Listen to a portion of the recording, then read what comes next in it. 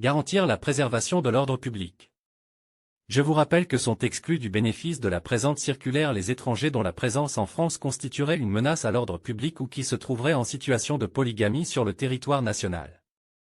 Vous veillerez également à porter une attention particulière aux demandes d'AES d'étrangers n'ayant pas satisfait à l'obligation qui leur a été faite de quitter le territoire français.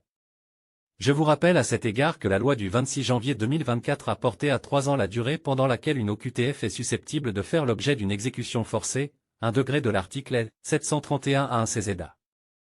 Vous porterez également attention à l'existence et à la durée des mesures d'interdiction de retour qui auront pu être notifiées.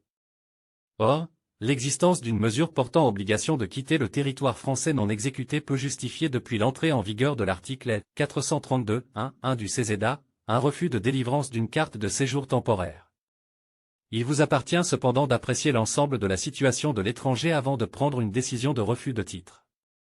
À cet égard, et pour la durée d'exécutabilité d'office d'une mesure d'éloignement, il revient à l'étranger d'attester d'éléments de fait ou de droit nouveaux depuis la notification de l'obligation de quitter le territoire français. Un élément est nouveau si son apparition est postérieure à la décision de refus qui précède la notification de l'OQTF ou s'il est avéré que l'étranger n'a pu en avoir connaissance qu'après cette décision.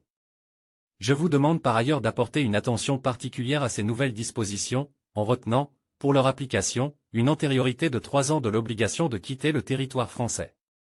À compter de la date de sa notification, en cohérence avec la durée mentionnée au 1 degré de l'article L. 731-1 du CESEDA, ou, si elle est supérieure, une antériorité de la durée de l'interdiction de retour notifiée.